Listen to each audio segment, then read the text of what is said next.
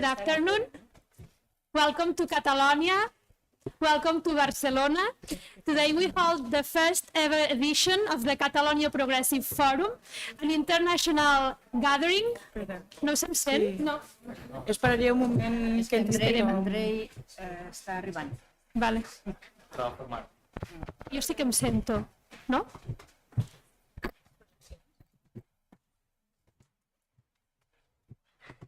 No veig el tècnic.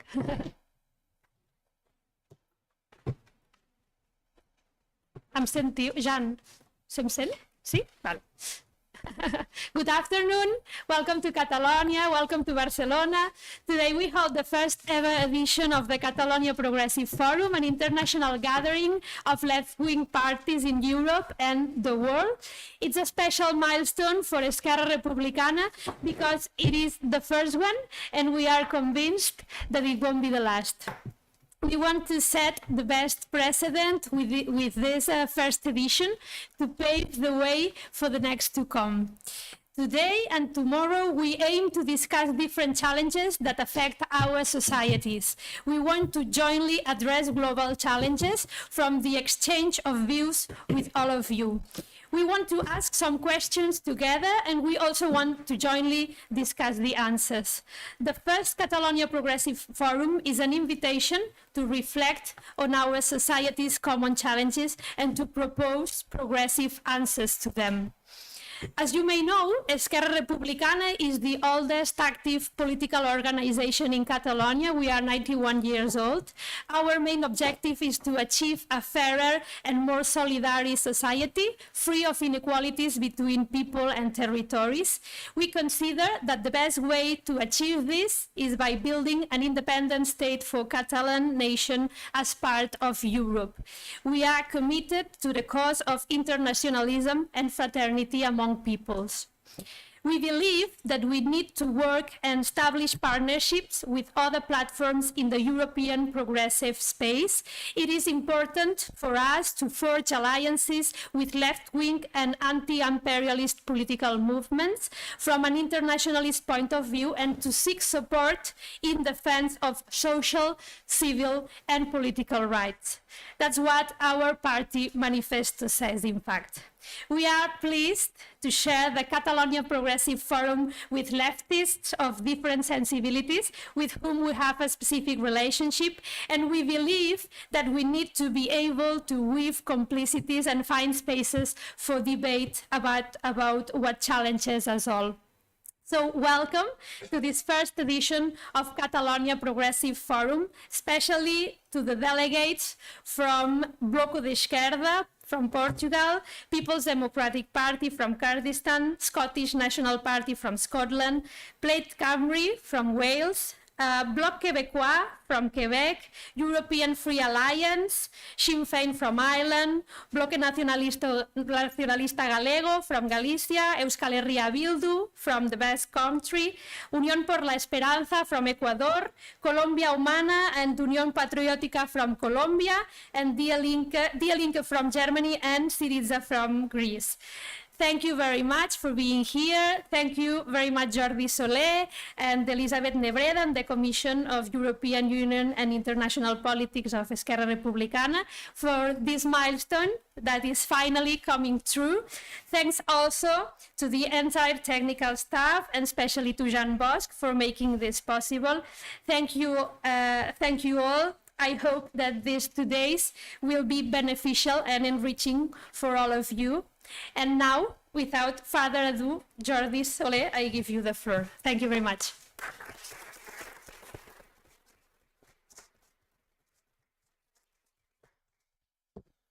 Thank you very much, Sara. Dear delegates, dear friends, dear colleagues from Esquerra Republicana, for me, it's also a pleasure to welcome you to the first ever edition of the Catalonia Progressive Forum. We want this forum to be a meeting point for progressive parties from Europe and the Americas, a place where every 2 years we can meet in person, strengthen our ties and friendship, and discuss about the common challenges our countries and our societies are facing. We want this forum to propose ways, strategies, and common action to build better societies and a fairer world. And we believe that Barcelona, a place that has always proved to have a restless, even cheeky soul, is a good place from which to make these reflections. We in Esquerra Republicana have put a lot of efforts to finally kick off this forum. This should have happened already 2 years ago, but the COVID-19 pandemic cancelled our plans as so many others. But now we are very happy to see you all here, and I want to especially thank the 13 delegations of parties coming from different places in Europe and the Americas for being here with us.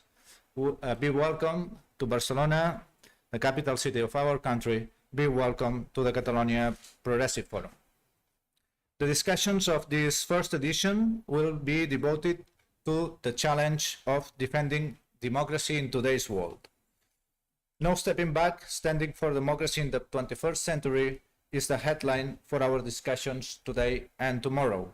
And I believe this is a very timely issue from at least 3 perspectives. Firstly, the world is experiencing a democratic backlash. After at least 3 waves of democratization worldwide, today democracies are in retreat. The number of formal democracies backsliding into authoritarian regimes is growing by the day, and a big competition between a democratic world and an authoritarian one is taking shape. Authoritarians of all sorts are convinced that they will prove their systems are better compared to traditional Western democratic models. They are convinced that they can deliver a sort of progress that is faster and more efficient. The champion of this conviction is Xi Jinping's China. They openly challenge the narrative that democracy and human rights are the basis of human progress. They deny that human rights are universal and indivisible. And as they become more successful, and China's success in lifting millions of people out of poverty is really undeniable, they become also more assertive and more expansionist. So much so that empires are experiencing a sort of comeback. But of course, in a different fashion. Now the race is not for land, except maybe for Putin's Russia, as we sadly see, but rather for natural resources, for sources of energy and economic dependencies. Problem is that empires, even if the new ones excel on so-called hybrid warfare, for instance disinformation and interference, they still rely on hard power. In that sense, the arms race that the world is experiencing, especially during the last decade, is breathtaking. The Russian war of aggression on Ukraine is only accelerating this mad race. To my view, there is a growing need for democracies around the world to unite in efforts and protect the heritage from those many who stood up so that we could live today in democracy and freedom, as imperfect as they might be, but for sure much better than to live under oppression. Secondly, we see worrying trends in what concerns the quality of democracies inside some of our own democracies. Some even speak about illiberal democracies, countries where elections happen and democratic institutions are formally in place, but where rulers rule in an autocratic way, eroding the rule of law and fundamental freedoms. We can find that sort of democracies also inside the European Union, the clearest example of which is Hungary, and in a way also Poland. But then there are other democracies that may score higher in democratic rankings, in democracy rankings, but that have shown serious flaws when they have reacted to certain challenges. And this is the case of Spain. By reacting to the Catalan demand for democratic self-determination, the Spanish state has clearly vulnerated fundamental rights. The repressive political and judicial reaction has gone beyond any acceptable limits for a democracy that is worth this name. But there are other temptations to which established democracies may succumb, and some of them indeed do succumb. For instance, the use of spyware technologies against political opponents. Some of us here present in the room have been spied on by Pegasus. Also, unjustified surveillance in the public space, politicization of justice, excessive restrictions to the right to protest or to freedom of speech, to name just a few. And thirdly, all our democracies are constantly put at risk by far-right movements. These movements have become more sophisticated. They have a remarkable command of social networks through which they propagate their populistic narratives. They know how to exploit the anger of those that feel excluded by the socioeconomic system, and they rely on the old but always effective tactic of using old-fashioned nationalism to mobilize the hearts of the people, oftentimes against the others that come from abroad, the others that have another color of skin, the others that speak another language.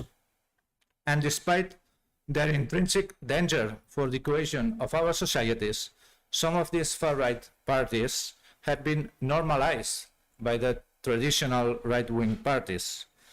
This is the case with the neo-Francoist Vox party, which is already part of regional coalitions with the Partido Popular and aspires to be in the next Spanish government hand in hand with Partido Popular. Against this background, progressive parties of all sorts have to be able to build a wall of containment, but at the same time provide for answers and solutions to those that feel attracted to populist and far-right or neo-fascist movements. So we have many reasons and a huge task ahead to protect democracies. But probably the best way to protect our democracies is to improve them, to have better institutions, to have more ways to let people participate and decide, to better defend fundamental rights and freedoms. And there is another aspect that seems crucial to me. Democracies work best where societies are more equal, where everyone gets a fair share of progress, where quality public services are in place, and where there is always a generous safety network where everything else fails to let people live in dignity. Democratic systems with huge inequalities are weak per se, because they leave too many people apart. And as we know too well, inequalities within our societies are growing. This adds another responsibility for those who, like us, link the future of quality democracies with social cohesion and fairness. Thank you very much for your attention. And now we are going to start our first panel, our first discussion. And I will give the floor for this to Valentina. But before that, let me say again, thanks very much to everyone for being with us today. Thank you.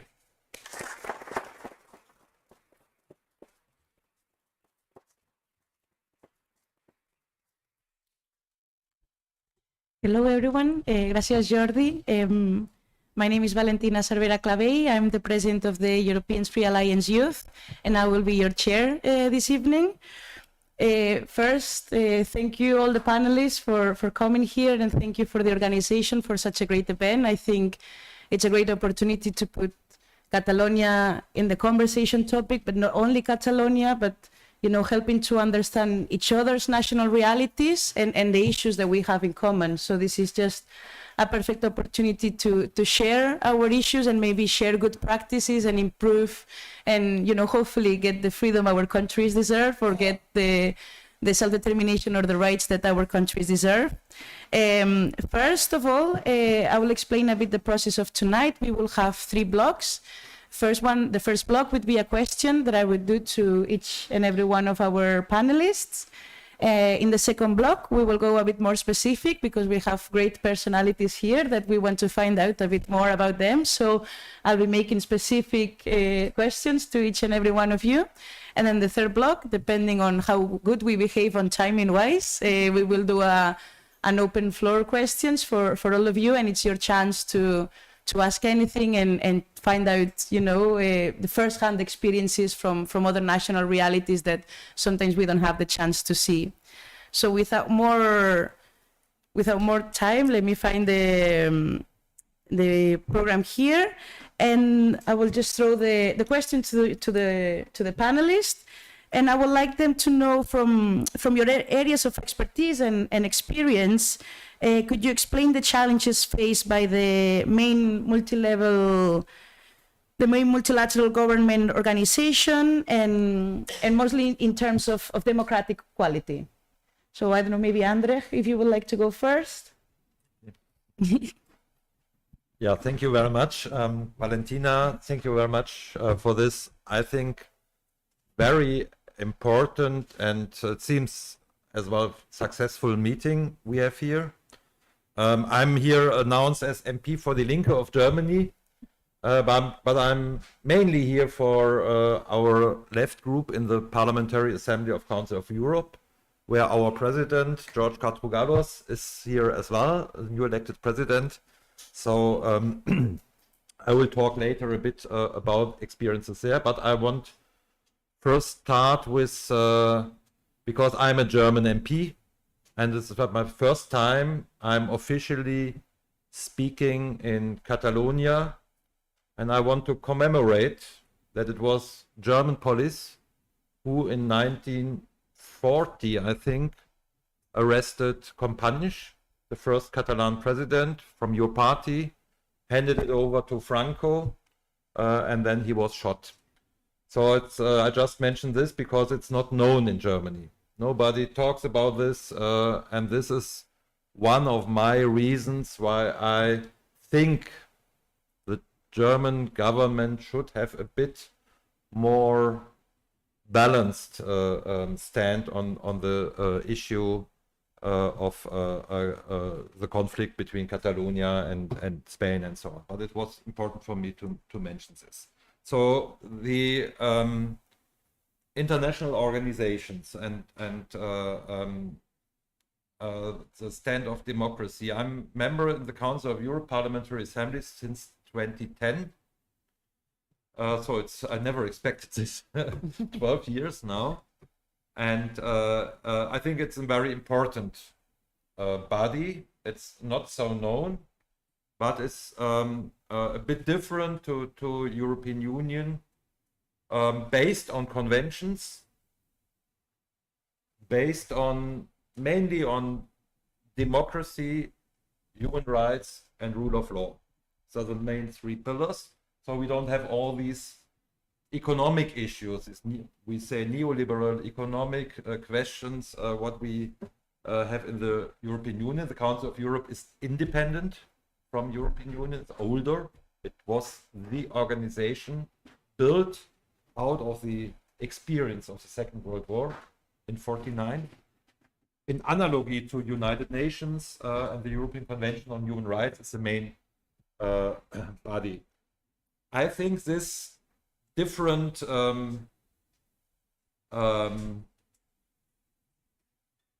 foundings of the Council of Europe, these different conventions, lead to some, from left and progressive point of view, some important successes we had there. I give you some examples. We were the first who criticized the austerity politics in 2011, 2012, with a resolution, with a majority in the parliament, in a very in the time the so-called fiscal treaty was established in 2012.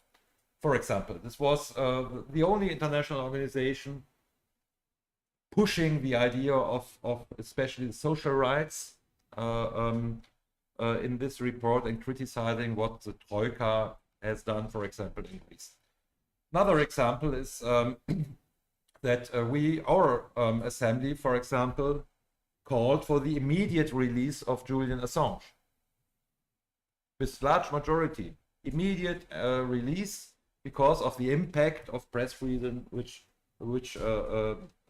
his case has. So we have some, I would say, positive development, and I think Jordi spoke just. Sometimes the colleagues from the European Parliament, they say, oh, we can dream what you can achieve as leftists, as progressives in the Council of Europe. And now we have with Laura Castel, a very, very good and strong member from Esquerra Republicana as well. There, that's very good. Concerning, it was a question, the judgment of the court, because the court we have in Strasbourg is a unique court internationally and in Europe as well, because every citizen, which country is member state of the Council of Europe, but not only citizen, every person there can individually apply to the court if the human rights are violated. This is very important. That means that refugees can apply, or Julian Assange in the end can apply, and so on. So we have a problem with the slightly growing problem with the judgment, but maybe I can come to this later. Okay. Not to talk to. No. No, it's great. It was a fantastic. Dankeschön for the introduction. I think it was really necessary. Later, when we do the concrete questions, maybe you can go more into deep on that. But first, so we all have a chance a bit to know everyone. I'll give the floor to Lórena López de Lacalle, President of the European Free Alliance. So, Lórena, do you want me to repeat the question or? No, the challenge. Oh yeah. Thank you so much, Valentina. First of all, if I may, I really want to express my satisfaction of having with us tonight both Adam Price from Plaid Cymru and Christian Allard from SNP, because Christian is an observer MEP. You know that we lost 4 MEPs, 1 from Plaid Cymru, Jill Evans, and 3 from SNP. And that is the very first challenge, to help them come back to the European Union, because you were kicked out, but you are Europeans and you are members of EFA. And that is why my first words are addressed to both of you. So about the challenges. The existing organizations were created, all of them, in the span of 102 years, if I take as a starting point the League of Nations. So I would say that 102 years afterwards, it's time for reform. Why am I saying so? And I will go through very quickly, Valentina, through 6 points.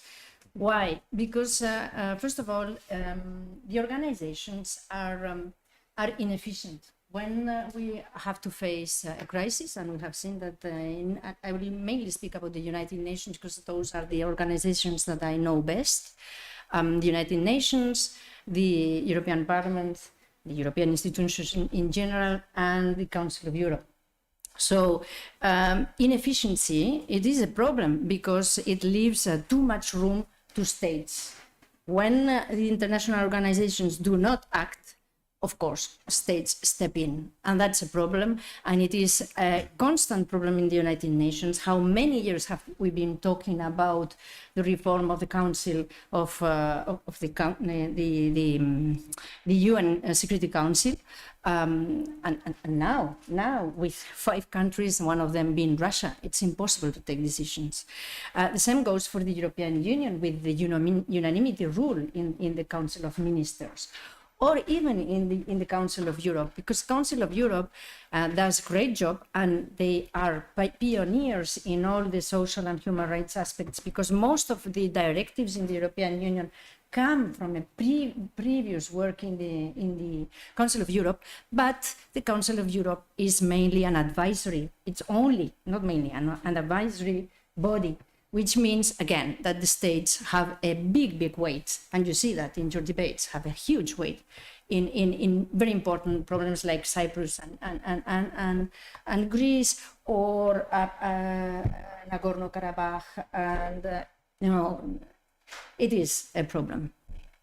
So, and the same for the OSCE, because now the OSCE should have stepped in, and they are totally absent in the war imposed on Ukraine.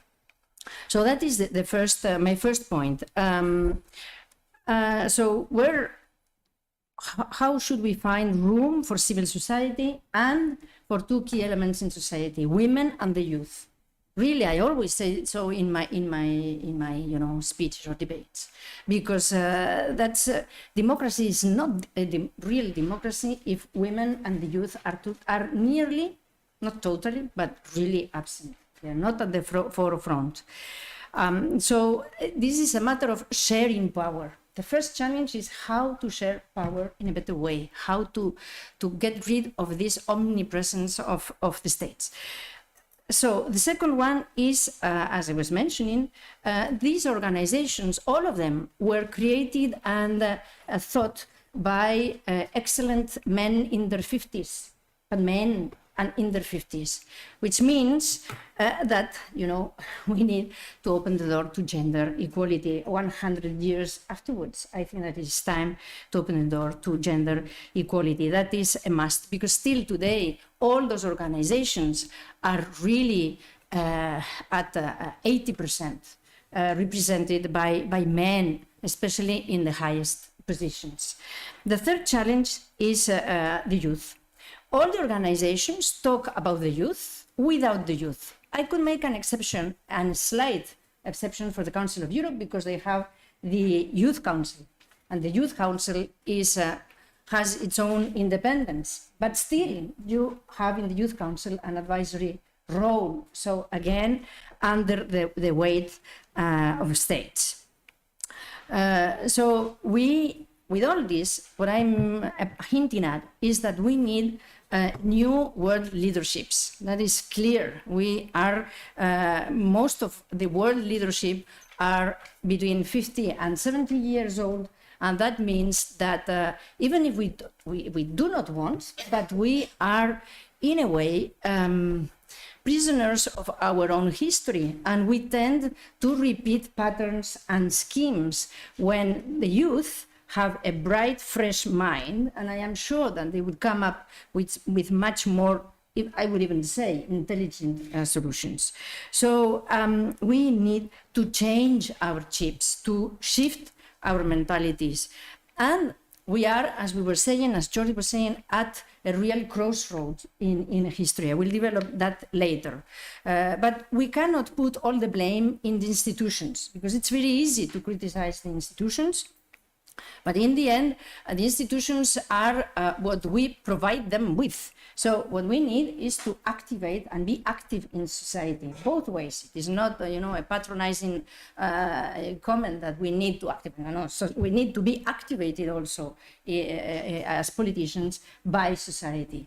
And then I will finish now. The very last real challenge is, as I am saying, we need to act, and we need to act because if we do not act, we leave the barn door wide open to the far right, to populisms.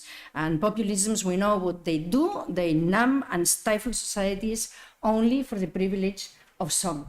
And with that, all we should end. And I am, you know me, I am very optimistic, and I am sure that we will at least improve this dire present that we are having now. Thank you.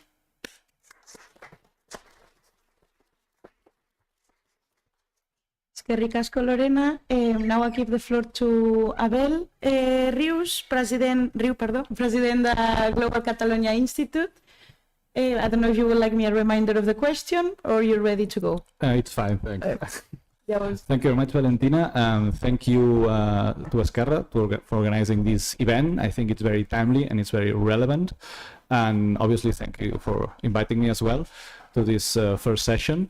For those that, I'm here representing today the Catalonia Global Institute. For those that you know, the Catalonia Global Institute is a think tank on international affairs based in Catalonia with a Catalan approach, and that aims precisely at studying, analyzing, observing, and proposing debates on international affairs with the Catalan perspective. Probably many of you will agree with me that within the pro-independence movement during the last years, especially during 2017 events, one of the biggest challenges and one of the biggest unsuccessful stories was everything that was related to the international sphere and international strategy and international expectations related to our cause. Probably you will also agree with me that this was to a great extent generated by some unfolded expectations on how international affairs functioned and how international community, especially in Europe, would react to what was happening in Catalonia, especially the referendum, and what came after. And we all saw how our expectations did not fulfill reality. So our small contribution as a Catalonian Global Institute is to generate ideas, debate, and proposals that help us better understand from a Catalan perspective, especially from a Catalan pro-independence perspective, what's going on in the world, especially what's going on in Europe, and how our project to become an independent state can better fit and can better function within this changing international environment. Now moving to the question on the challenges that now international organizations are facing, which is obviously very relevant for Catalonia as well, as a nation that someone wants to become a member of many of the international organizations in Europe, but not only in Europe, that exist. I would situate the main challenges as a consequence of two systemic trends that are now going on in the world. The first of them is the crisis, systemic crisis of the liberal international rules-based order that started after the Second World War and which generated the creation of many of the international organizations, both at the European level and overall at an international level, starting by United States, that function still today. This is consequence of changes, this crisis in international organizations, and of course of this liberal world order, come as a consequence of changes in the power structures in the world. And we see how at the end of the 80s, early 90s, we moved from a bipolar world to an every time more unipolar world. In both cases, this liberal international order made sort of sense because for different reasons international organizations played a substantial role, especially when it comes to security issues. But now we are moving to a new situation in which we see how new poles of power are growing, are gaining every time more importance in international affairs, starting of course with China, but we see how Russia and every time more aggressively is playing a more prominent role. We see other actors as well as Turkey, for instance, that are playing an important role in redesigning international relations, and very often we see how they do not see international organizations and multi-governance frameworks as the space where they can see their interest fulfilled. So there is a sort of revisionism that is being fought for by these revisionist powers, and it happens that most of these new global and regional powers are precisely non-democratic ones, are authoritarian. So international organizations, they look like the states that form part of them. So if every time more there are more powers, both at the regional and at the global level, that they do not have democratic principles and human rights as an inspiration for their functioning, the international organizations that they form part of, probably they will be affected and shaped by these tendencies. We see this, for instance, when it comes to the withdrawal of Russia from the Council of Europe and how it denounced very recently the European Convention on Human Rights. We see the role, how China has been weaponizing the Human Rights Council of the United Nations, especially when it comes to the genocide against the Uyghurs, and how the Human Rights Council has been unable to react and to undertake measures to protect the Uyghur community in China. We see how every time more and more the UN Security Council is permanently blocked because we see this multipolarity living within the Human Rights Security Council. So every time that there is a conflict or an issue that affects any of the members that are part of this, especially the permanent members of the UN Security Council, mainly the US or Russia or China, there will be no solution and the Security Council will be absolutely useless. And we're talking about the main instrument that the international community has to protect and to avoid conflicts, especially international conflicts. And these changes in the power structures are affecting the EU as well. We've heard many times during the last year and a half, von der Leyen, also Borrell, also sometimes even Macron himself, as in his role in this case as French president, about a need for a more geopolitical European Union, a European Union that is able to adapt itself to these changes in power relations in the international community, and that is able to play a role not only based on principles or on using trade, for instance, as a tool for promoting soft power, but also in terms of hard power. And this obviously has implications when it comes to how important democracy and human rights is for the EU. The more it thinks exclusively in terms of power, the less it's going to think in terms of democracy and human rights. And when it comes to the EU members, as I mentioned, that it's actually the members that shape the nature and the spirit and the priorities of international organizations. We see this very clearly with the EU, especially with the EU Commission. And the EU Commission, when it comes to priorities related to fundamental rights, every time looks more and more like some of its members. And here I'm going to put very evident example and by all of us, which is Spain, and which is Spain in relation to how it has coped with the Catalan pro-independence movement and how it has coped and how it has used basically repressive measures to combat and to fight this peaceful democratic movement, and how easy it has been for the EU Commission to adapt to this new reality, to look away, and the implications that this have had for democratic principles in the whole European Union. Because when a standard has set in the sense that one member is deploying a new set of repressive measures against a national minority within the EU borders, and the EU Commission has not reacted against this, but considered this to be an internal affair, then other members can follow, and other members are following, not only within the EU, but also internationally.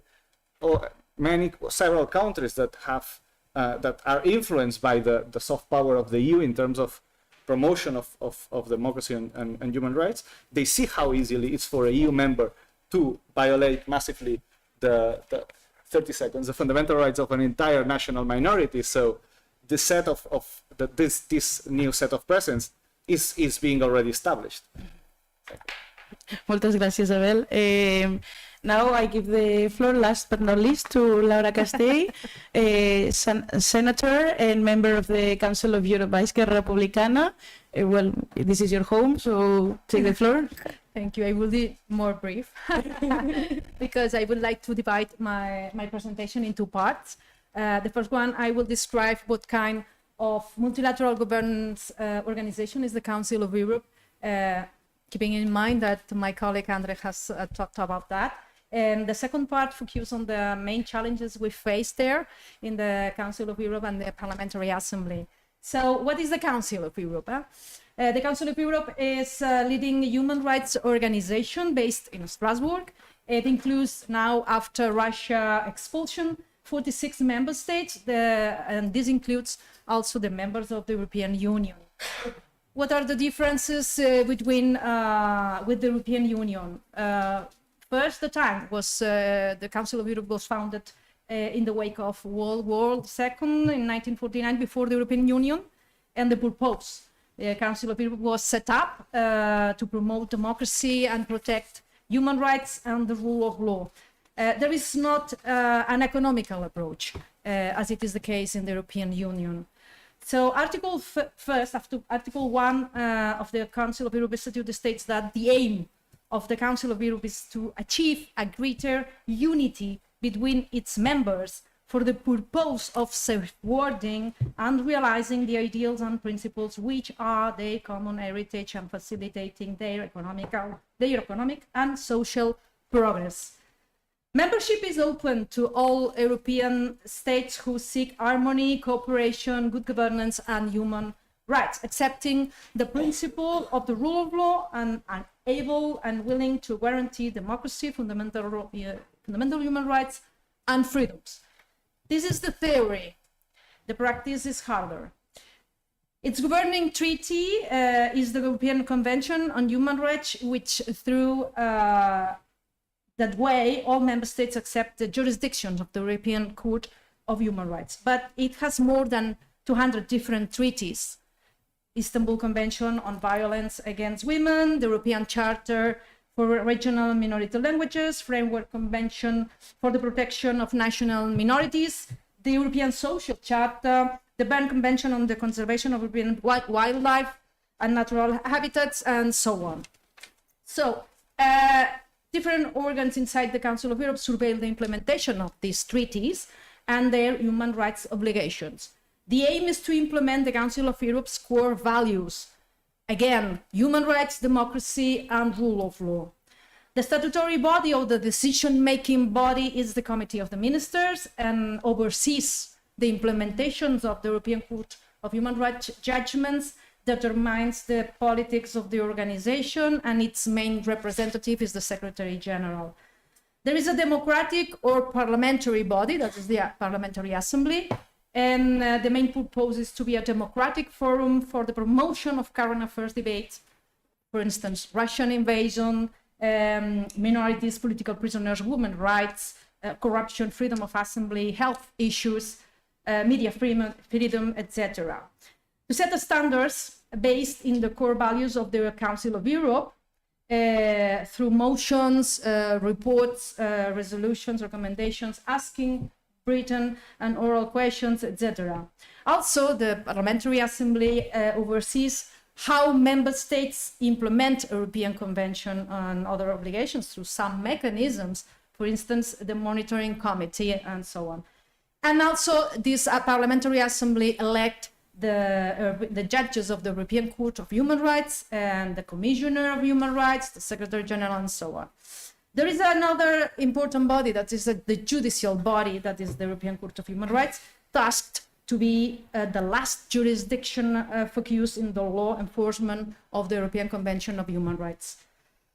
Another consultative bodies or other bodies that for promoting the human rights are the Commissioner of Human Rights on human rights violations, the Venice Commission as a legislative consultant, Greco for corruption, ECRI for equality and non-discrimination issues, the CPT for the torture issues, CIPER for efficiency of justice, Congress of Local and Regional Authorities, because that there's a subnational and local level of representation, or the Conference of International NGOs. There is a lot of it's a constellation of bodies. So this is a brief summary of what kind of multilateral organization is the Council of Europe. Is really an aspirational or including an inspirational organization and serve as a political guide. So the second part I want to focus very briefly is on the main challenges we face inside the Council of Europe. There are evidently there is a lot of challenges, but I want to focus only in four very briefly. At the functional or organizational level, there are many, but we can discuss them also after. But at political human rights level, the current issues we have seen, it's of course the war in Ukraine, the most relevant and with the most impact, the consequence of which has been the expulsion of Russia from as a member of the Council of Europe. I think maybe it's the first time that a member has been expulsed of an international organization. I'm not sure, maybe someone Greece. Greece? One time, okay, Greece. Maybe later we can discuss on that. So The organization has firmly condemned the aggression, the war against Ukraine, but also from the Parliamentary Assembly, and particularly our group, the WELL group, has highlighted the need to support the pro-peace defenders and the opponents in Russia, because they are the more forget people in this war. The second issue is the COVID-19 and its consequences in the human rights. We have witnessed elimination of human rights in the name of COVID-19 measures. For instance, the restriction of movement, data protection issues, and so on. And the third is the growing trend of repression against protesters and political opponents, stifling freedom of speech and assembly, not only in Russia, Azerbaijan or Turkey, but also in full democracies as Spain. Abusing of political repression, violating human rights, and using the public resources and institutions for that purpose. For instance, abuse of police force against opponents, lack of impartiality of judges, the use of administration, the Secret Service using tools of massive surveillance, and so on. So there are a wave of authoritarianism, which is very difficult de dir, authoritarianism and populism in national politics, undermining the multilateral system. And the last issue, or the last challenge we see that is it's a very serious challenge, is the lack of implementation of judgments of the European Court of Human Rights. And I think we will come back later on this. So I finish here, and thank you again.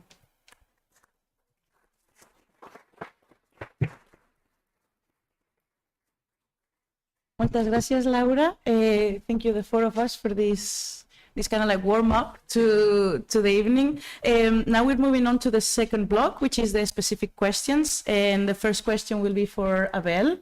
I think each and every one of you mentioned the current war on Ukraine and the invasion on Russia, and wars between states are not a dominant phenomenon when analyzing the conflicts of the 21st century. After decades of peace and certain stability in Europe, we are once again witnessing an open war between two states in an old continent, and this is already having a direct impact in our current lives, in the lives of many Europeans and many people across the world. And you see, many of these countries are now adopting positions, rhetoric, and military support never seen before in our generation. Now we're having a huge debate on many countries that want to join NATO or want to strengthen their military. So, Abel, with this in mind, could you explain what impact the war in Ukraine might have on the quality of democracy at the European and global level? Yeah, thank you, Valentina. First of all, it's important to have in mind that we are already in a time of constant crises since 15 years ago. Economic crises. We are talking these days about food crisis. There have been already food crises in important parts of the world, a couple of them during the last 20 years. So, and now we are already within a historical context of one of the worst global pandemics of the last century in the world, and we are just now starting to overcome its effects when it comes to healthcare, but when it comes to economic and political consequences, those are going to stay for a long time. And one of the consequences of this pandemic, and a consequence that unfortunately looks like it's going to stay for a long time, is how it has normalized for important parts of the population in Europe, but in other parts of the world, the acceptation of restrictions of fundamental rights. You know, restrictions that against which we probably, as societies in the West, in this case, we would have been massively reacting against few years ago. Now they are becoming every time more and more normal because of this shock that we all went through a couple of years ago. You know, so this made us weaker as societies.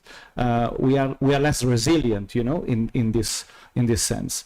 And the second contextual an important thing that it's important to bear in mind before strictly talking about the war in itself is how during the last years the use of military force, or the threat of the use of military force, has become the new normal in some parts of the outskirts of Europe, but in Europe itself as well. You know, a year and a half ago we had a war in the South Caucasus. Lórena before mentioned it, what happened in Nagorno-Karabakh. It was of course a war official between Nagorno-Karabakh and Azerbaijan, but obviously it was an interstate conflict. So we are talking about now that the interstate conflicts are back in Europe. Well, there was an interstate conflict, a war, tragic, with tens of thousands of killed, not only military but also civilians, a year and a half ago. And we can see how Turkey is behaving already for several years by the use of force or by the threat of use of force, and how is achieving results, how is managing to achieve results thanks to this normalization of the use of force or the threat of use of force. Now, at this precise moment, Turkey is threatening Greece with military action. If they don't withdraw its military presence from the Aegean Islands, who knows what's going to be in a week, in 2 weeks. And scenarios like a war between Turkey and Greece, a new war that was unimaginable 5 years ago, today is more likely because it's this changing scenario. And this when we get, and with these scenarios where we get to February 24th, when Russia attacks Ukraine. And probably if many of these things wouldn't have happened during the last years, it would have been less conceivable that Russia would reach the point of attacking Ukraine. There are many reasons why they've done that. Of course, it's an unjustifiable action, but the Russians have their reasons there that from a geopolitical perspective and from the allegedly national interest, but we don't have time to get into that, on how this affected or how this is affecting democracy levels and quality of democracy in Europe, or more specifically in the EU. First of all, we see how everything is being securitized. International relations are being securitized, democracy is being securitized, healthcare, economics, food supplies, energy supplies, everything is being securitized. That means national security comes first, and obviously comes before fundamental issues related to civil and political rights. And this is dangerous and threatens overall the democratic standards in the EU. And we see how hard values and priorities such as national security, border protection, defense, or the concept of state sovereignty, it's back on the agenda as a not only as a conceptual thing, but as a real issue that's present in the daily debates in the EU Parliament, but also obviously in the national parliaments as well. So this conditions all the other aspects in the political agenda, obviously also the ones that are dealing with human rights. We see how we are since February 24th in a state of European emergency situation, obviously due to war and due to this growing geopolitical confrontation with Russia. And this paves the way for growing restrictions of fundamental rights that go further than the ones that we have already experienced as a consequence of the pandemic. Two examples here. What is happening with the Basque journalist Pablo González, that he's been in pretrial detention for already 102 days in Poland, and nothing is happening here. This is what Azerbaijan does, or this is what Turkey does. But Poland, an EU member, with the collaboration of Spain, obviously, this is easier to do now than before February 24th, or a couple of years before, you know? And this is setting very dangerous precedents. In this specific case, of course, and the human rights violation that Pablo is suffering because of this situation, accused of being a pro-Russian spy. Obviously, it doesn't make sense. It's bullshit. And another example, and this is more systemic, is how the EU Commission is changing its stance towards Poland since February 24th, and how it's much more comfortable, the situation for Poland, because it's playing geopolitically a very important role in dealing with the crisis, with the war in Ukraine, from a refugee perspective, from an economic perspective, but also when it comes to intelligence and military support to Ukraine. So Poland is gaining status in geopolitical terms within the EU, but also within NATO, and this is allowing the Polish authorities to be more comfortable when it comes to the breaches of democratic principles within the country. And how, I think it was 4 days ago, the EU Commission approved, or at least von der Leyen said that there was a green light for this package of 35 billions of euros of assistance and as part of the, if I'm not mistaken, of the Next Generation funds that was before blocked due to the anti-democratic measures that were undertaken in Poland. Now, there's nothing to see here. Please go on, move ahead. Poland is playing a very important role in what is the main priority now for the European authorities, that is war in Ukraine. So we look away, and this regression in terms of fundamental rights is not as important as it was before February 24th.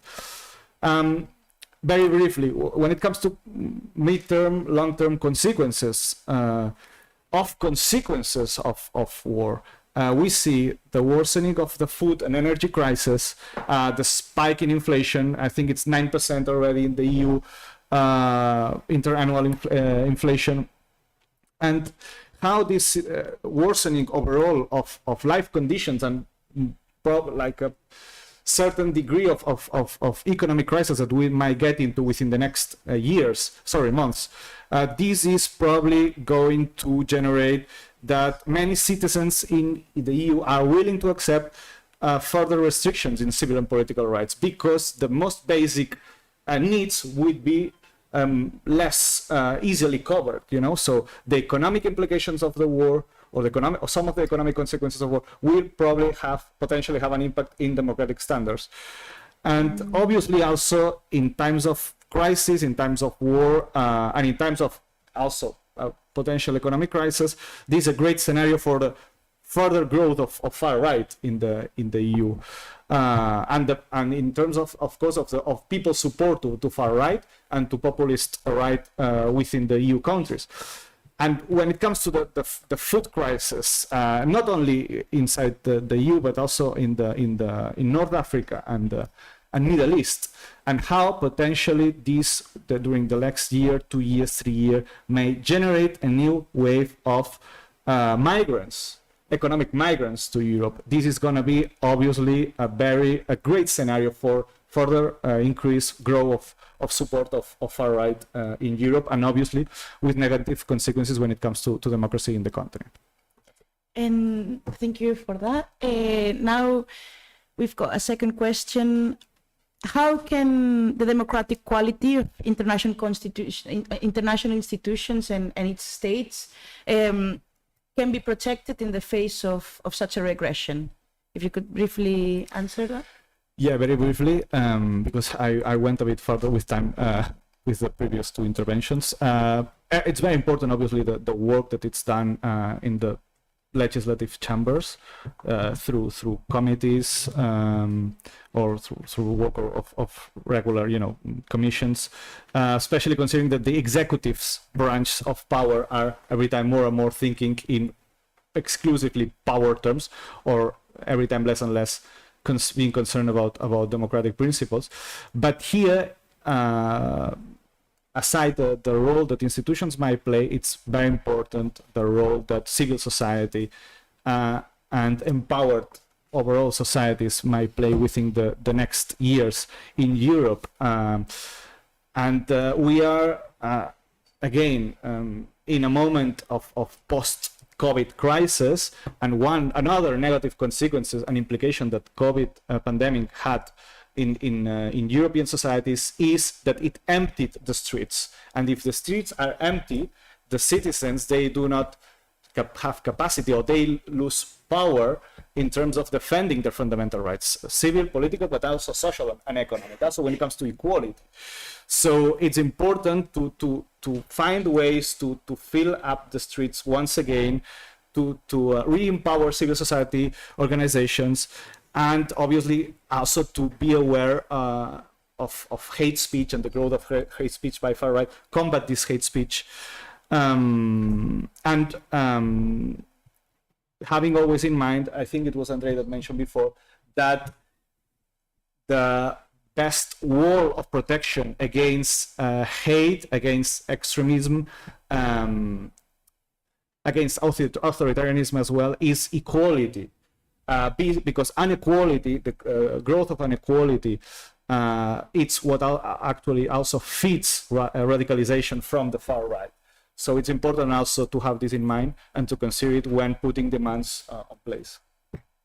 Muchas gracias, Abel, for that. I'll give him a round of applause.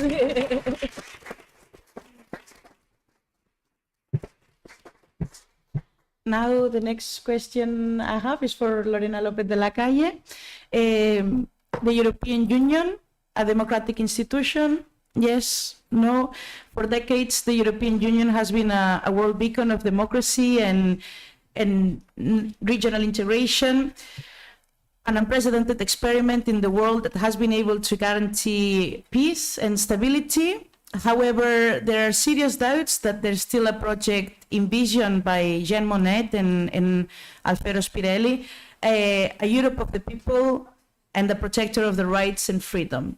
So I ask you, before we go into the second deeper question, do you consider the European Union is still an institution at the service of popular sovereignty in Europe?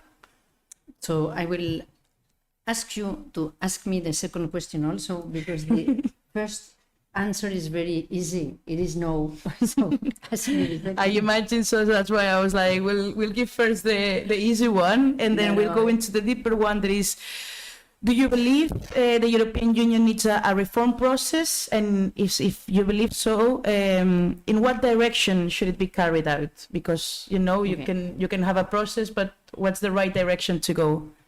So I will answer to both questions at the same time. Thank you so much, Valentina.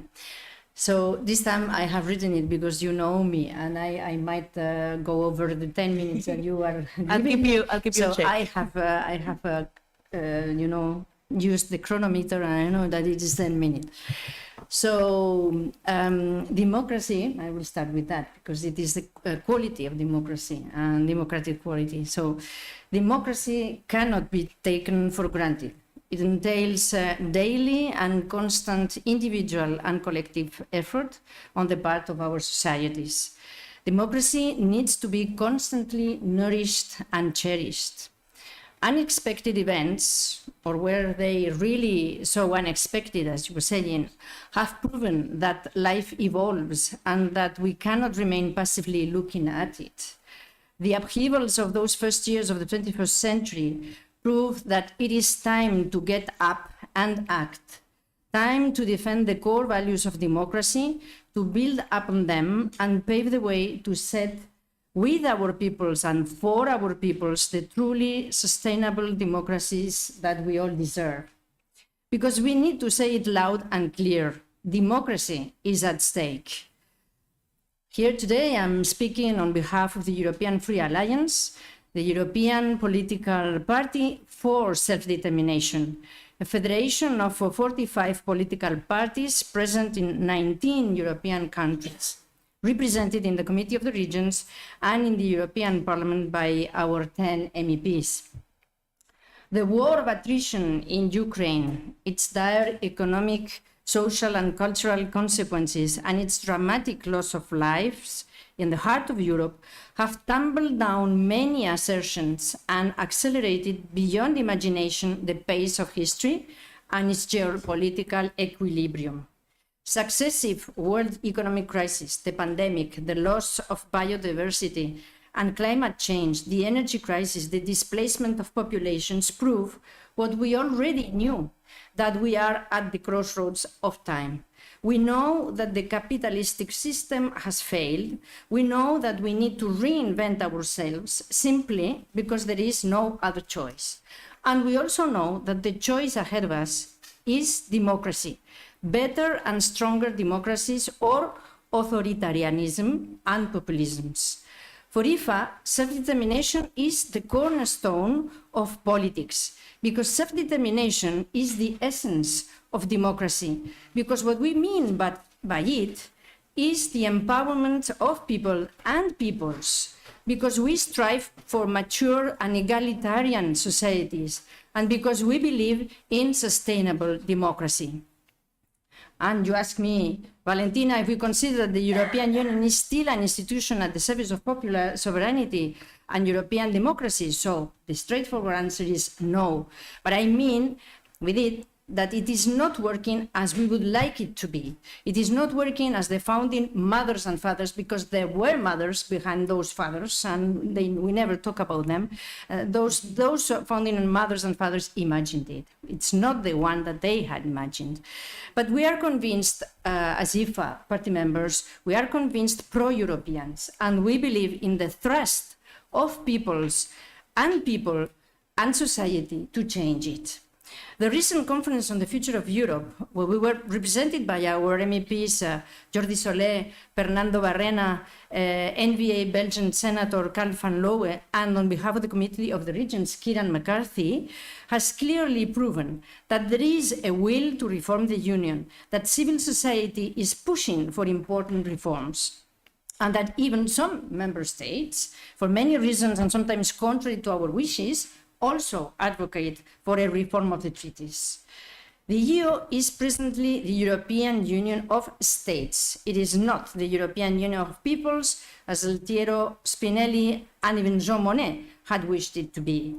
We are aware of the intrinsic problems of the EU, the unanimity rule, the lack of full legislative competencies of the European Parliament, the secondary and advisory role of the Committee of the Regions, the disconnection from citizenship, the too cumbersome administration, the excessive powers of the European Council, the politicization of the European Commission, the undemocratic way to elect the presidency of the European Commission, and so forth. But I would rather concentrate on what can be done. The EU was built with a top-down approach, and it was forged mostly, as I said before, by men in their 50s. The reform of the Union in the 21st century should, on the contrary, be done with a bottom-up approach, incorporating all sectors and peoples that believe in a better Europe for all, and giving women and the youth leading roles. The war in Ukraine has certainly accelerated decision-making in the EU, but doesn't mean that the democratic quality of decision-making has improved. Social rights, human rights, economic rights, cultural rights are what European citizens and citizenship is claiming. To put it in a nutshell, a new welfare state for the 21st century. That is what they are asking to have. So where should we start from? Well, from home. We should start from home, from our neighborhoods, cities, regions, nations, and for some of us, from the new member states that we will become. Municipalism and participatory democracy are the best tools for it, the best way to get to know what it is at stake, to tackle problems in a democratic and swift way, the best way to move from passive democracy to active democracy. To revitalize European democracy and to truly bring it closer to the people, a permanent system of European citizens' assemblies must be created, giving representation to all the peoples and communities across Europe. These assemblies could then be consulted and participate in the decision-making on various topics linked to the political priorities previously agreed upon the basis of consensus. The European Commission, as the organizer of the Conference on the Future of Europe, but also the Council and some, I would say, most European Parliament groups, were most probably astonished to see some of its results, because amongst the main priorities expressed by the citizens' assemblies were, one, the need to establish a European democratic mechanism to solve the territorial conflicts of sovereignty, and to promote, second, the use of all the languages of the peoples of Europe. Some often refer to the European Union as and European institutions as the bubble, and I can sometimes agree with them. A bubble disconnected from people. Offices are meant to think, coordinate, and plan, but it is in the street, in the field, that you meet people, talk and listen to people. It is from there that creativity stems to be able to improve or create new policies. It is often said that the most democratic right is the right to vote, and it is true, but it should be considered as the end of a process that starts with a personal and collective effort to transform our societies. It is not about the voting day, it is about every single day before the voting day. And Europe is to be rebuilt on those grounds, not as an abstract, cumbersome and boring entity, but as a common project for common good, for a better present and future for all European peoples. All that entails a shift from verticality to horizontality in policy making and in human relations. To describe how we would like the EU to be, I often refer to the kaleidoscope, and I will give you the definition. A kaleidoscope is a toy consisting of a tube containing mirrors and pieces of colored glass of paper, whose reflections produce changing patterns when the tube is rotated. If you look to Europe through a kaleidoscope, if you rotate your mind, you will discover that what is at stake is the capacity to create different configurations and groups of interests according to the objectives to be reached. It is what I have called variable geography. The voice of the peoples of Europe do not reach enough Brussels. We need to set direct walkways to reach each other, to foster cross-sectoral relations, avoiding state intermediaries. We need to interact directly with the EU institutions and stakeholders, interconnecting peoples beyond borders. It goes without saying that apart from that, we also demand political power and democratic elections for the Committee of the Regions. Regions and stateless nations need to interact much more and act in solidarity, both at home and abroad. At home, for me, is Europe. Understand me well. That's what EFAy is meant for, to foster good practice among ourselves. Is it utopia? No, it is not, because in the 50s, they thought that it was going to be utopia, and it is not. It has been proven by facts. We in EFA represent the infinite wealth of our respective languages, cultures, and cultural material and immaterial heritage. We have a higher profile and visibility. We are becoming stronger. We are leading the Scottish, Catalan, Corsican, Flemish governments and the governments of Valencia and the Canary Islands in coalition with other parties. And as the saying goes, the more, the merrier. The next European elections will be held in 2024, and most probably by then, transnational lists will exist, which means that for the first time in the European Union, it will be possible to cast a double vote for our parties and for a European political party. No need to tell you that I have made my choice. Some months ago, it was unthinkable to foresee at the short term a reform of the treaties, but the acceleration of history, the hardships and ordeals that we are experiencing will most probably lead to a reform of the EU treaties. So let's work together to make it possible. Eskerrik asko.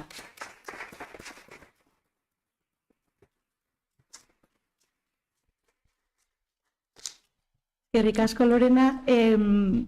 Now I move on to the next person of the question, which is Laura Castel. Our question is regarding the Council of Europe. One of the challenges of the organization has been the implementation of the judgments of the European Court of Human Rights. We see, for instance, Turkey's decision to not release human rights defender Osman Kavala, disregarding the judgment of the European Court. We've seen these cases before. So my question for you, if I find it, is before cases like this, what mechanism has the Council of Europe to make sure states comply with their obligations and they just do not disregard what the court has dictated? Okay. Yes. Indeed, one of the best challenges, one of the biggest challenges is the implementation or the lack of implementation of the judgments of the European Court of Human Rights. Just let me say you some figures. Today, 47% of the judgments of the last 10 years remain pending implementation. But in the case, in the Spanish case, the percentage is 61% pending implementation. And now we are witnessing the Supreme Court of Spain last week declaring himself in absentia.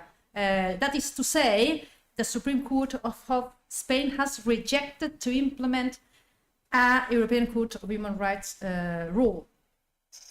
This is very serious because it's the first step to not recognize the European Court jurisdiction, in not only in that case, but also like Turkey with Kavala and Russia and the Navalny case, and pave the way to authoritarianism and a government of judges with no control and no checks and balances. What's more, if citizenship has no guarantees that the system works properly in defending human rights, democracy and rule of law, and the quality of the institutions is at stake, the consequence is the lack of confidence in the democratic system, so the direct path to populism and authoritarian solutions.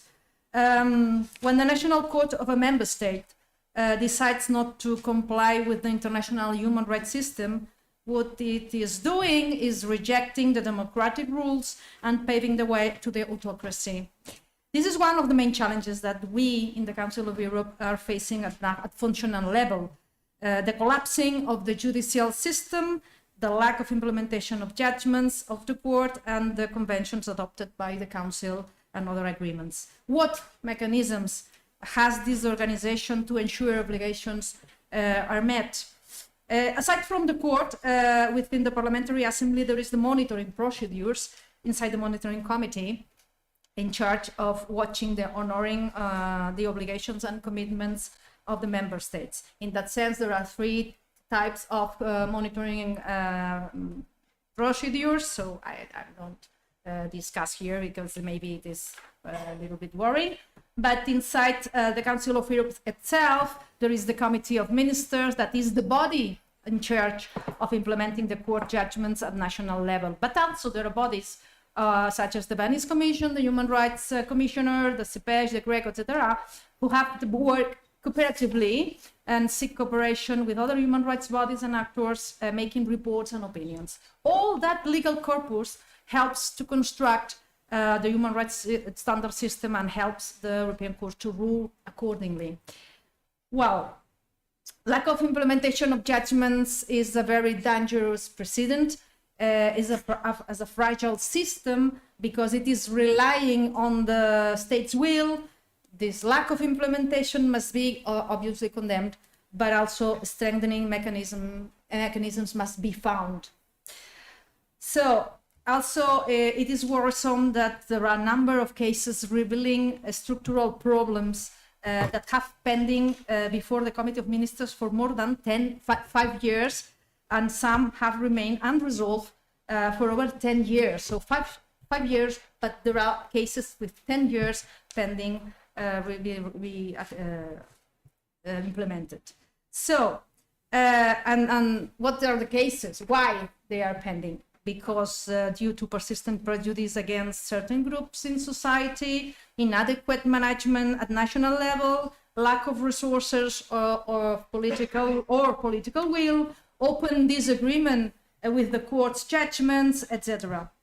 But what is for sure is that the member states are not entitled to legitimize the possibility of not implementing the court's decisions. The legal obligation for the states parties to the conventions to implement the court judgments is binding and cannot be avoided. The Assembly has made some recommendations for solve this not implementation, but at the end it's in the state's will to do that. So what can we do? What can we do? In one hand, as a member of the Parliamentary Assembly, we must balance interest and propose accordingly. So, for instance, stronger sanctioning, infringement proceedings of some mechanisms in that way. The stronger technical cooperation programs for dialogue with the states. Also, we can do that. Work closer to European Union, for instance, with the inclusion of non-implementation of the European Court judgments in the European Union's rule of law agenda and dialogue with third countries, and use all organs of the Council of Europe to help the European Court higher human rights standards. In the other hand, as politicians, of course, we can do some things. Of course, strive to bring Council of Europe standards at national level in order to create very important, create a political culture of human rights, democracy, and rule of law. In that sense, I want to share with you an interesting initiative we launched months ago in the Spanish Senate, but it wasn't approved. It's a reform, it was the reform of the judicial law, the reform of the constitutional court law, the reform of the criminal procedure law, and the Attorney General's office law. It was a package of reform, and the aim of this reform was strengthening the compromise with the human rights, intensifying the effects of the European Court judgments on the internal order, which declare that a rule by the Supreme Court or the Constitutional Court violates human rights and freedoms, especially when it involves privation of liberty or suspension or privation of public office. When that is the case, this effect supposes an investigation in order to know whether that violation exists. If exists, supposes a bad functioning of the justice administration and the right to be compensated. And finally, it would be a serious misdemeanor, and therefore will launch disciplinary responsibility for the judge or the court. Once the situation is declared, it will be cause of ineligibility for the judges involved. So, lastly, and I finished, one easy thing we can do as politicians is work in close cooperation with civil society. And in conclusion, only dialogue and compromise can be considered as the main tools for fighting the collapsing of democracies. So dialogue and compromise, and that's, I think, my closure. Thank you.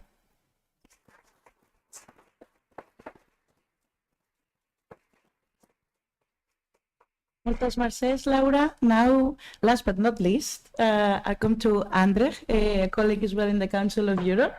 And my question is, we have seen the mechanisms that the Council of Europe has in place in the states to comply with the obligations in the face of refusal to implement some of the rulings of the European Court of Human Rights. In broader terms, can we consider the Council of Europe a body that also watches over the separation of powers and democratic quality in the continent? In this regard, what measures does the Council of Europe have in place to guarantee the quality of democracy in its member states? And what role does the Venice Commission, which is part of the Council of Europe, play in maintaining this democratic quality?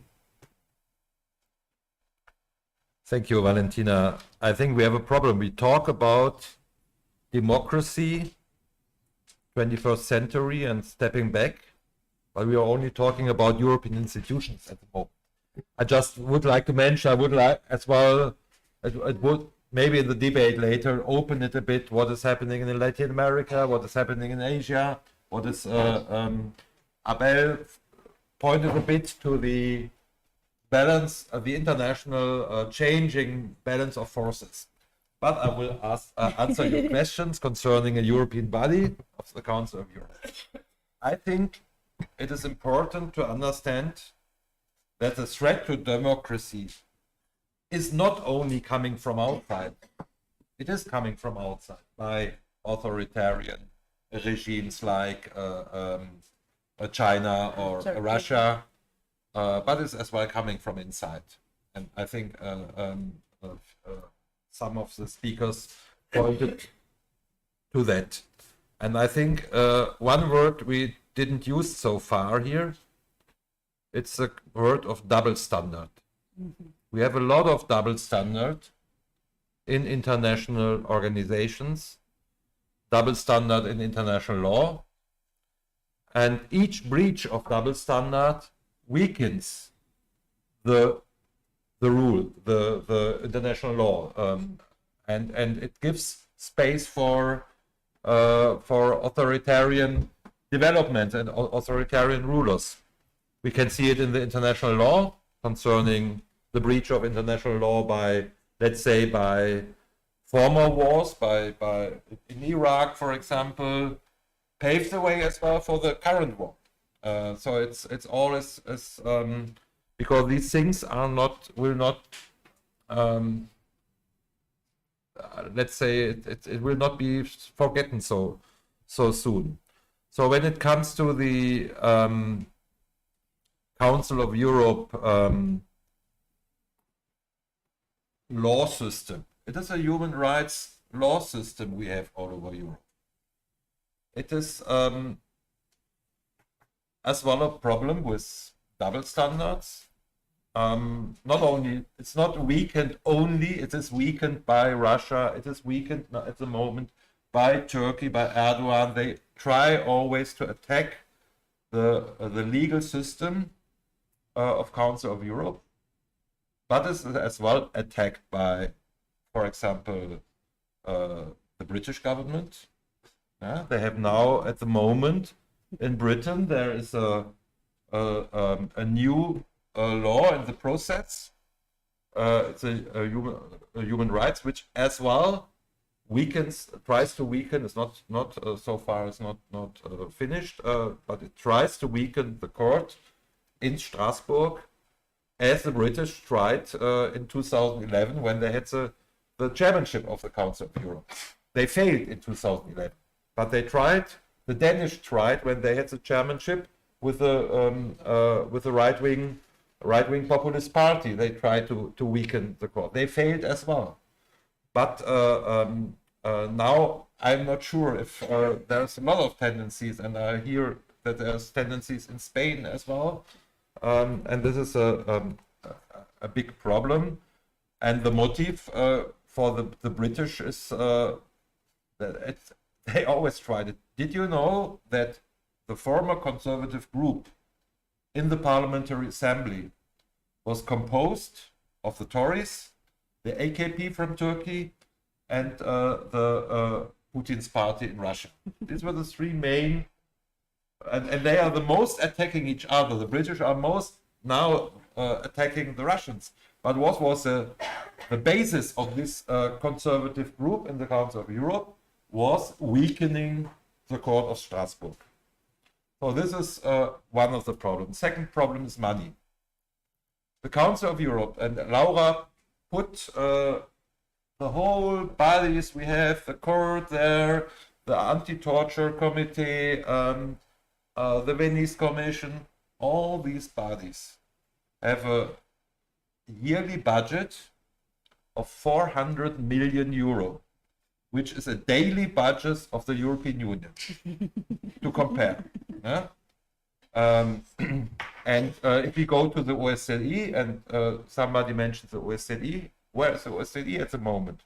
It's not there. There will be in July will be the yearly assembly. I'm a member there as well. I will go there. I tried something there, but it's not present in the moment of the war. It's not and it should be the body, because this organization should be focused on security issues and cooperation in Europe, and it's not. So this whole organization of 57 member states has a yearly budget which is lower than one F-35 plane. You know, Germany now is buying 35 F-35 planes from US, which can carry nuclear bombs. One plane is more expensive than the whole yearly budget of the OSCE. It's 140 million euro. So this, sometimes you have to look to the budget, then you can see what priorities is given in international politics. So this is one of is another problem. So I don't know. There are a lot of tendencies to weaken structures. I totally agree, which all was said as a role of civil society.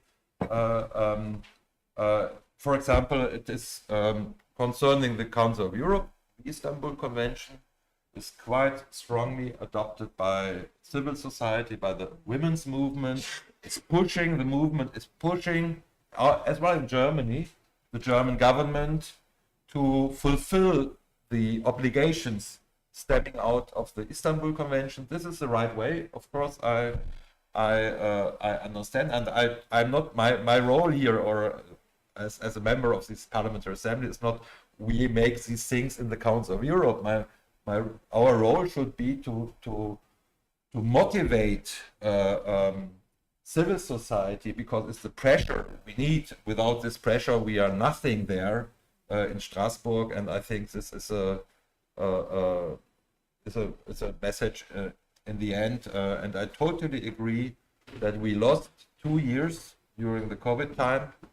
The civil society was absent. There was no pressure, and this made it easier for authoritarian developments, not only from outside but as well in our states. And now is the time to counter this. Thank you.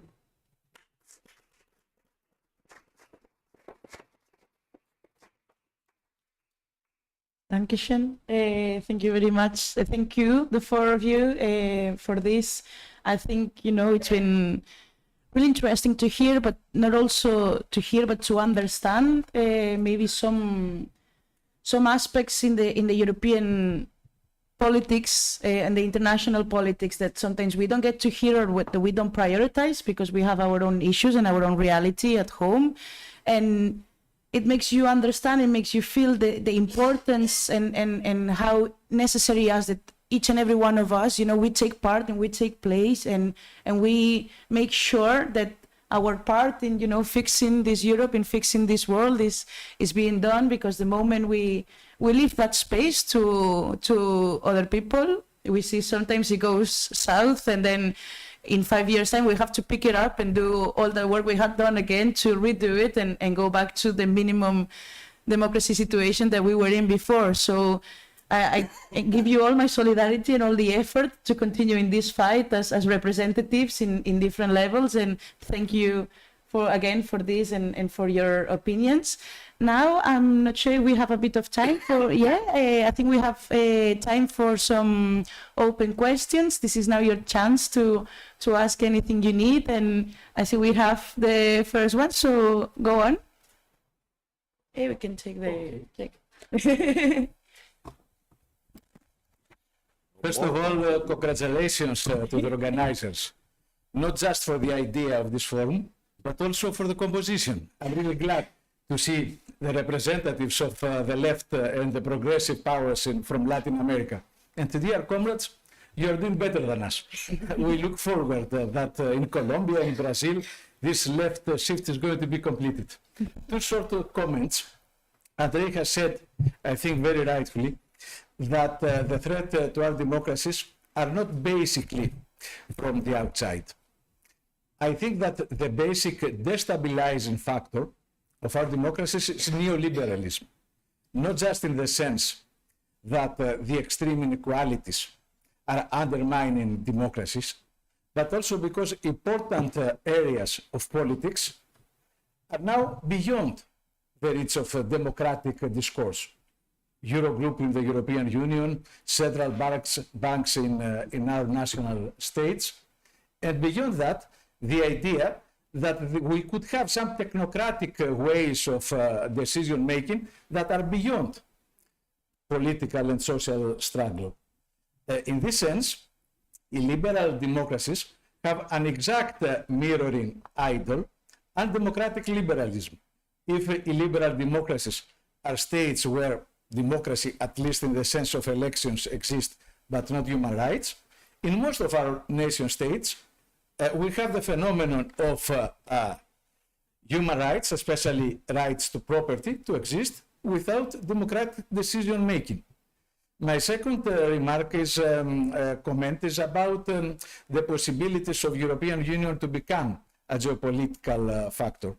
Abel has very rightfully said that we are not anymore in a bipolar world, we are not anymore in a unipolar world. Problem is that in the aftermath of the Ukrainian war, there is the risk to go back to a bipolar situation in which the guarantees and mechanisms of security that existed in the Cold War do not anymore exist. So in a much more dangerous situation. In my understanding, the only way out of this situation is European Union to become an autonomous fourth pole beyond the obvious United States, China, and Russia, with an autonomous vis-à-vis the United States foreign policy and with a defense strategically autonomous vis-à-vis NATO.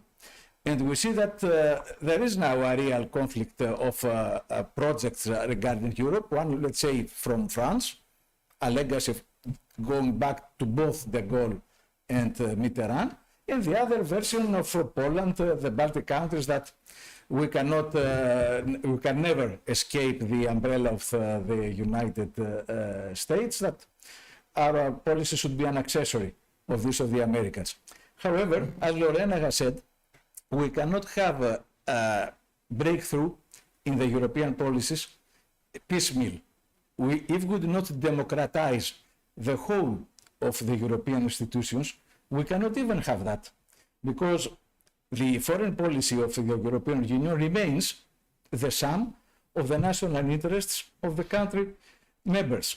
In order to overcome that, we must have the possibility of democratic decision making at the level that goes beyond the nation states. So that is, and sorry for speaking a little too much. Many thanks.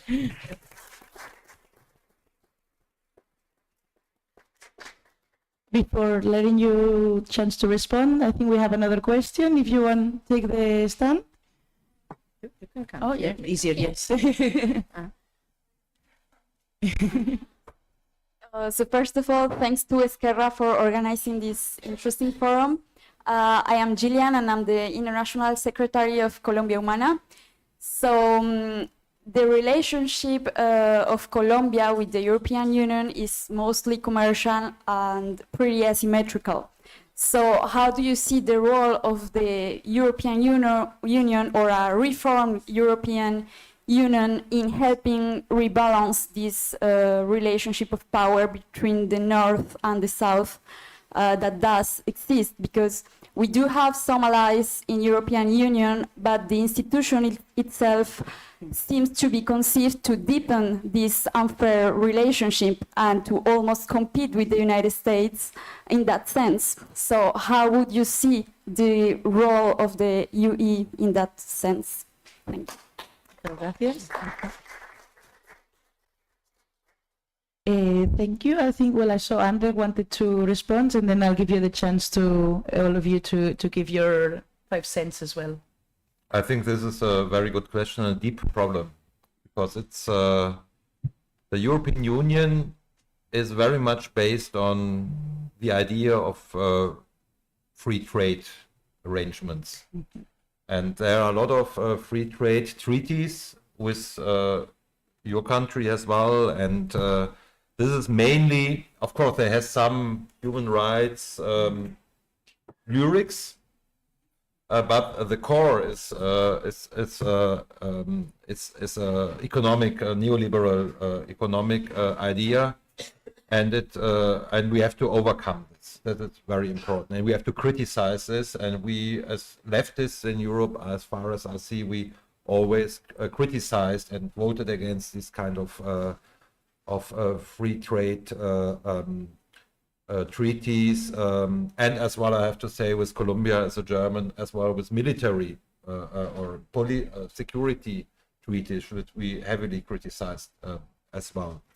So that, but I'm not 100% sure if it's possible to change this without changing the European Union, because it's in the very, in my understanding, it's in the very core of the European Union as it is founded. There has to be a lot of a change in the neoliberal fundament of a European Union. Dankeschön. Lórena and Abel, I see. Well, my very first answer is first Borrell needs to go. Yes.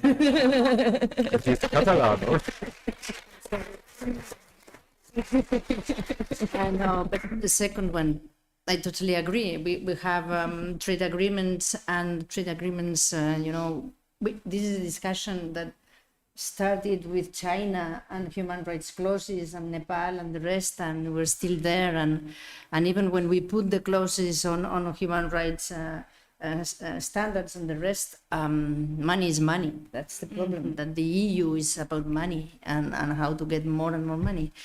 But that's the simple answer. I do believe that from our perspective, I think that in Europe we should work with the Colombian communities, because there are a lot of Colombian people living in Europe, and I think that we need to work with you and to empower your communities. And Europe must give visibility to the diversity of all of us in Europe, because for me, Europe is not for Europeans. Europe is for all the people living at the precise moment in Europe. The same way that we say that our countries, Catalonia or the Basque Country, in my case, the Basque Country is not for Basques. The Basque Country is for all the people that are living with us and working with us and making a better Basque Country.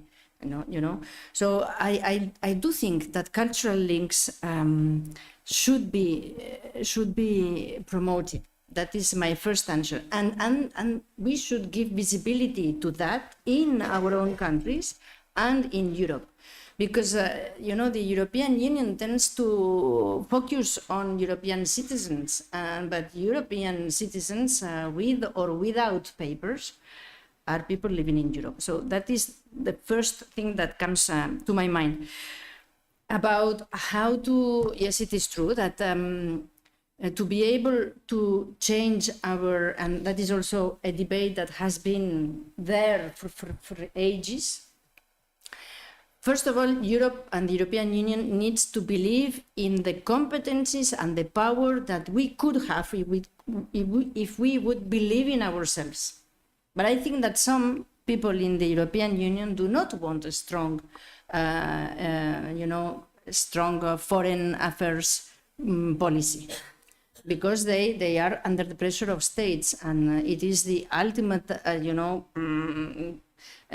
place where power is built in bilateral relations, because they can step over the European Union, things that are not possible in the European Union, the states get through bilateral relations to get what the European Union is forbidding for the moment. For example, in many raw materials, or now with all the new minerals that are needed for the new technologies and the rest.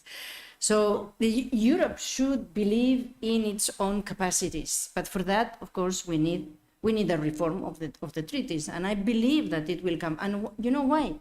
Because if Europe is totally absent now, that the geopolitical equilibriums are being rebuilt, then it is the real end of the European Union. I wouldn't like to have a European Union like OSCE totally absent. Now we should act, but I see some light on it. With all its problems and hindrances and what you want about the European Commission. I think that von der Leyen is better than the previous commissioners at the Commission. She has ideas, but again, very often, and you know that when you're in the Parliament, the proposals that come from the Commission are watered down in the European Parliament and are again watered down in the Council through the trilogues. So it is a democratic problem, but I never give up. So we need to move forward. Abel, I'm sure that you have a more strategic vision for that. No, just some comments on the strategic autonomy. Obviously, it's strategic autonomy in relation to the US.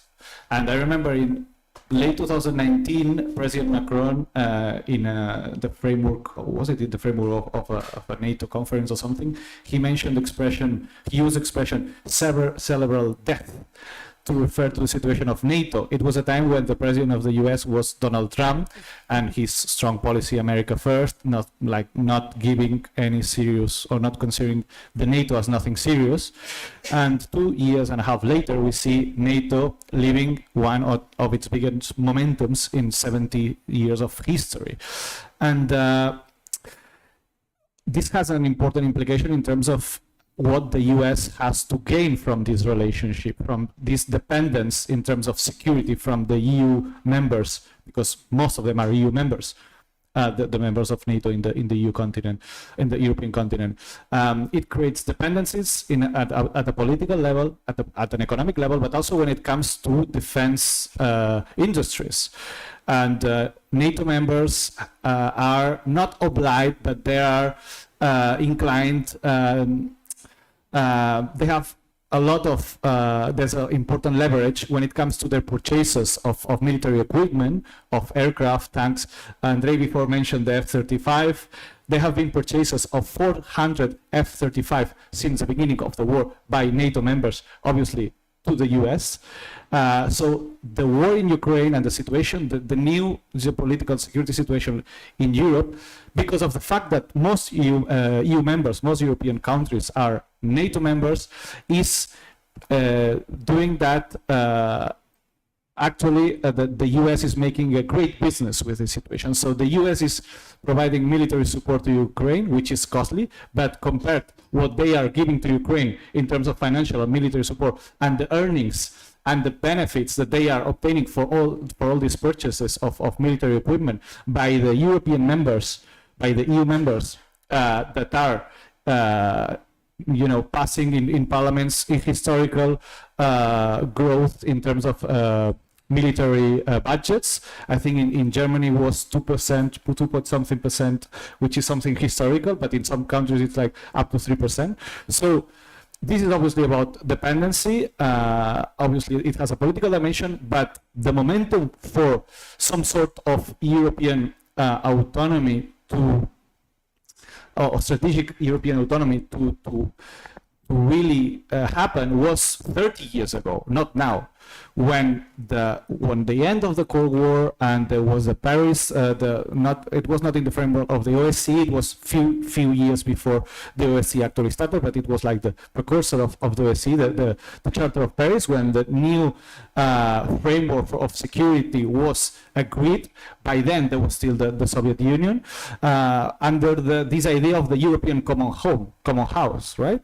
Who was the country that was less interested in this actually happening or being implemented? Obviously the US, France, Germany, Italy, even the UK by then, who would have said it, were quite inclined to create a new relationship with Russia, a relationship based in cooperation within the framework of the OSCE precisely. But the US made very clear that NATO was going to be the preference and the organization within the new European security framework was going to be established.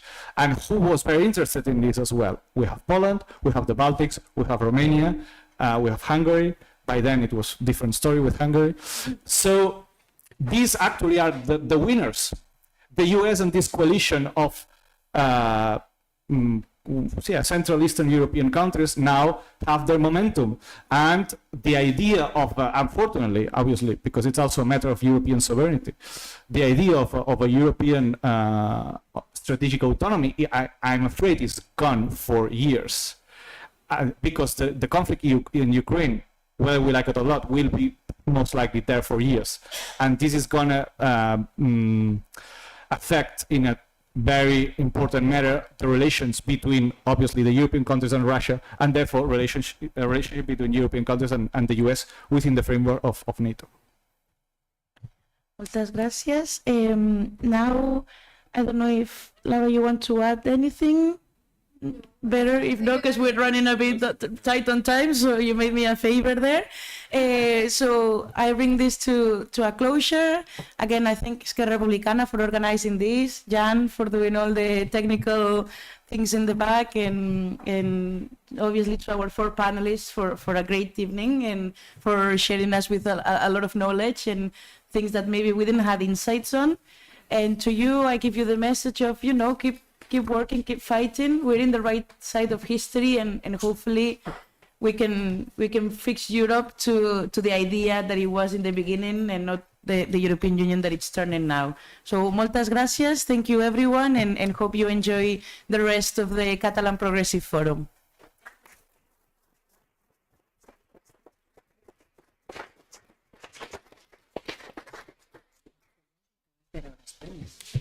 Ha decidido, claro, se ve ahí preso con toda la porquería que ha montado con Marruecos y lo que ha salido esta mañana para la cumbre que tienen en Madrid, que pretenden que para el sur se hagan unas especies de intervención de la OTAN no militar, pero para arreglar los problemas que ellos no han sabido arreglar con Marruecos y para que les salga la cara de lo de Argelia.